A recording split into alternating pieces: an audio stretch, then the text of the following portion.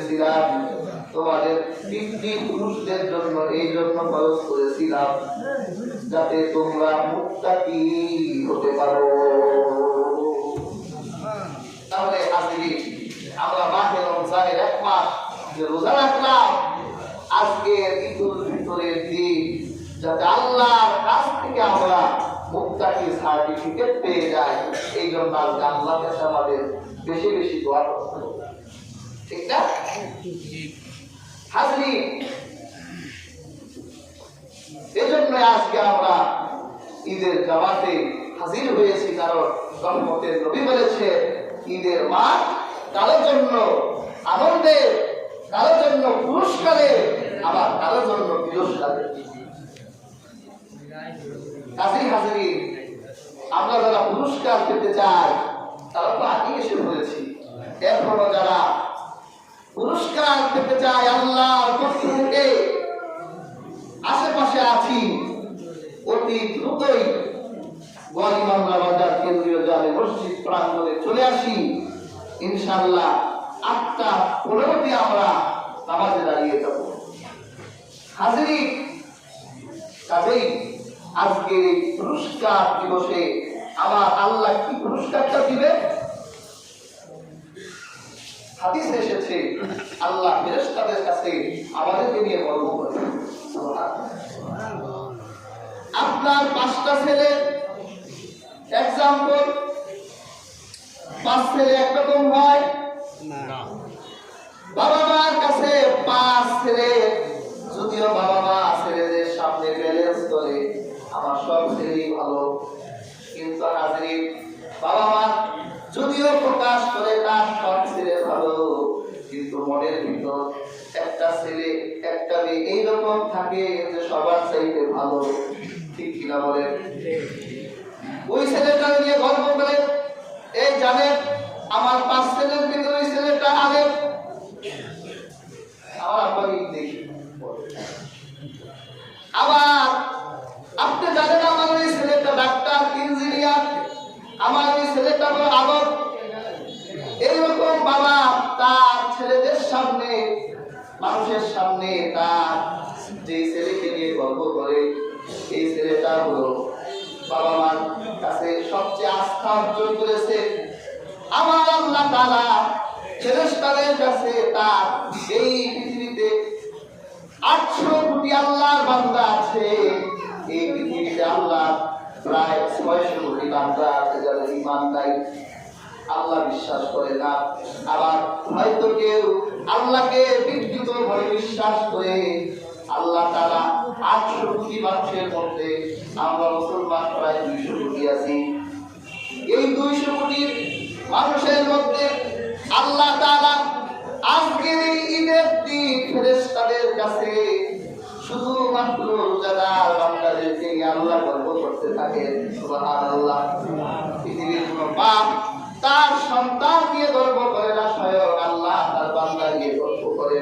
আল্লাহ ফেরেশতাদের কি বলে, ফেরেশতারা তোমরা যেন কি বলেছিলে, আল্লাহ ফেরেশতাদের মনে করায় তোমরা যেন কি বলেছিলে, এই মাটির আদম বানাইও না, এই মাটির আদম রক্তপাত করবে, হিংসা ফাসাদ করবে, বিবাদ করবে, মারামারি হানাহানি করবে, তোমরা না বলেছিলে? তাহলে ফেরেশতারা আবার এই যে বান্দাগুলো যারা রোজা রাখলো একটি মাস, রাতের বেলা যারা আমার হুজুরিতে তারাবির নামাজ পড়লো, কি বলেন আমরা তারাবির নামাজ পড়ছি না? কষ্ট হয় নাই? কষ্ট তো হয়েছে বাবা। কষ্ট নিয়ে আমরা আল্লাহর কুদরতের পায়ে সিজদা দিলাম। আমার আল্লাহ ফেরেশতাদের কাছে গর্ব করে, এই ফেরেশতারা তোমরা নিষেধ করেছিলে এগুলো আমার বান্দা, আমার জন্য, আমার খুশির জন্য, আমার রাজির জন্য, ক্ষমার জন্য ওরা দিনে রোজা রেখেছে, ওদের যে পানি ছিল, কি বলে পানি ছিল কিনা, কিন্তু ওরা পানি খায় নাই। বলে স্ত্রী ছিল, স্ত্রী দিনের বেলা ব্যবহার করে নাই একমাত্র আমার জন্য। তোমরা বলেছিলে আল্লাহ সৃষ্টি করো না, হুকুম মানবে না, আর দেখো আমার বান্দাগুলো আমার হুকুম মেনেছে। তাহলে ফেরেশতারা বলেন, যদি কোনো শ্রমিক মালিকের কাজ করে তাহলে ওই মালিক শ্রমিককে মজুরি দিবে কিনা? ফেরেশতারা বলে আল্লাহ মজুরি দিবে। আল্লাহ বলে ফেরেশতারা তোরা সাক্ষী থাক, আমি আল্লাহ সম্মানের কসম, ইয়া হাজিরিন, আমার আল্লাহর সম্মান চিন্তা করা যায় না। আল্লাহ বলেন আমার সম্মানের কসম, আমার মহত্বের কসম, আমার মহত্বের কসম, ও ফেরেশতারা সাক্ষী থাক, আমার যে বান্দাগুলো আমার হুকুম রমজানের রোজা রাখলো, আমি আল্লাহ সুবহানাহু ওয়া তাআলা খুশির জন্য যারা তারাবির নামাজ আদায় করলো, আর যারা ঈদের নামাজ পড়ে যখন ওরা ঈদগাহ থেকে বের হয়ে যাবে, ওরা যেন ওদের মায়ের পেট থেকে কেবলই জন্ম নিল। সুবহানাল্লাহ, সুবহানাল্লাহ, কি পুরস্কার আল্লাহ দিলেন যে ওরা যেন ওদের মায়ের পেট থেকে কেবল মিষ্ট হলো, ওরা নিষ্পাপ হয়ে গেল, ওদের জীবনের গুনাহগুলো বলে মাফ করে দিলেন। সুবহানাল্লাহ, কি বলে মাফ পেতে চাই? সবাই তো বলবো না। আমরা কি আল্লাহর কাছে আজকে মাফ পেতে চাই? তাহলে হাসিন আমাদেরকে ক্ষমা করে ফেলতে হবে। আজকের এই ঈদের দিন, আজকের এই ঈদের মাঠ আপনার জন্য ক্ষমার প্রার্থনা। কাজে হাসিন যারা এখনো আশেপাশে ঘোরাফেরা করছে, অতি সত্তর ওয়ালিমাদ্রা বাজার কেন্দ্রীয় জামে মসজিদ পার করে চলে আসুন। ইনশাআল্লাহ নির্ধারিত 8:15 আমরা জামাতে দাঁড়িয়ে যাব। সম্মানিত হাজির, যদি মসজিদের ভিতরে জায়গা না হয়, আমাদের বাকিরও ব্যবস্থা আছে।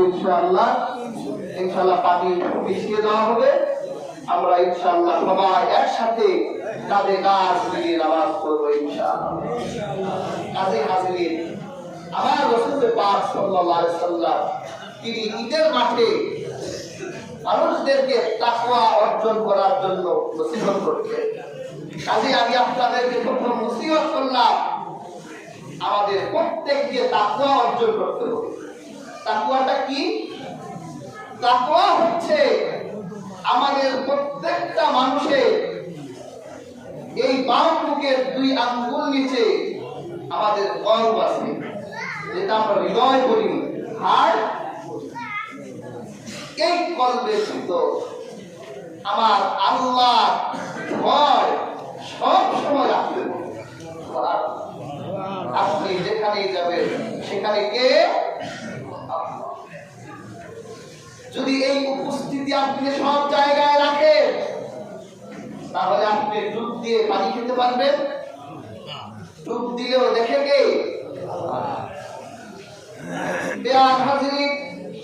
যদি আপনার জীবনের সব জায়গায় আল্লাহর উপস্থিতি কামনা করতে পারেন, তাহলে আপনি মুত্তাকি হয়ে যাবেন। আল্লাহ রাসূলের একজন সাহাবী ছিলেন আব্দুল্লাহ ইবনে উমর। হযরত উমরের ছেলে একদিন মরুভূমিতে তিনি সফরে গিয়েছেন। মরুভূমিতে এক রাখাল বালককে দেখলেন।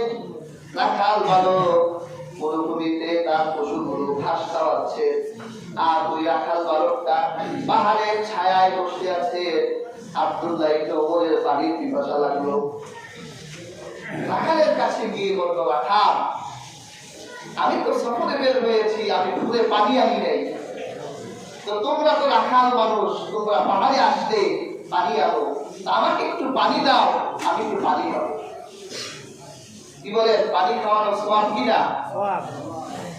রাখাল বলল, দেখে এটা তো খুব সওয়াবের কাজ, কিন্তু আজকে ভুলে আমিও পানি আনি না, এই জন্য আমি আর রোডে যাই না, পাহাড়ের ছায়ায়, এই ছায়ার ভিতরে আমি থাকি। আব্দুল্লাহ ইবনে উমর বলল, অপশন তো আছে। কি অপশন? তোমার এখানে হাজার হাজার ছাগল আছে, মেষ আছে, তা আমার একটু দুধ দহন করে খাওয়াও। রাখাল বলল, দেখে এই ছাগলের মালিক তো আমি না, আমার তো মালিক আছে, আমি আমার মালিককে ছাগল চড়াই,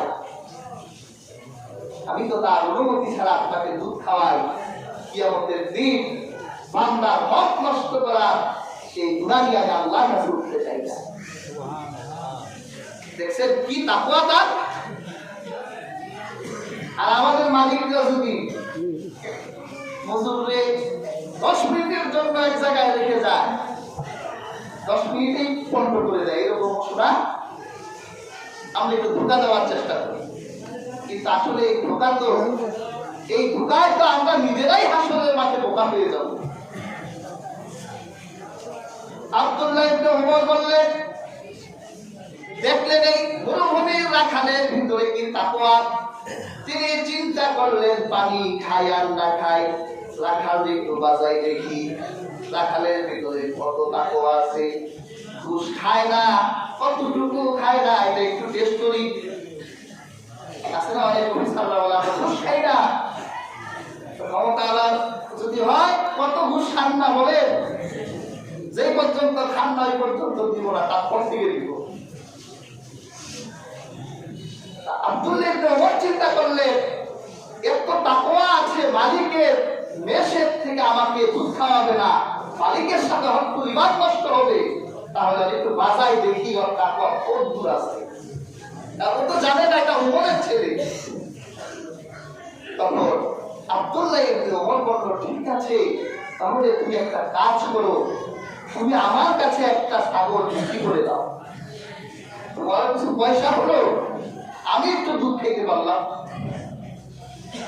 রাখাল বলল, তাহলে আপনি বলেন আমার মালিককে আমি কি জবাব দিব? আব্দুল্লাহ ইবনে ওমর বলেন, তোমার মালিক বলে, আমার মালিক বড় চালাক,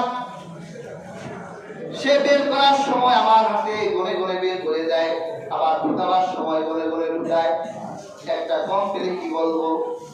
তখন আব্দুল্লাহ ইবনে ওমর বলেন, তুমি তোমার মালিককে বলবে একটা বাঘে খেয়ে ফেলেছে,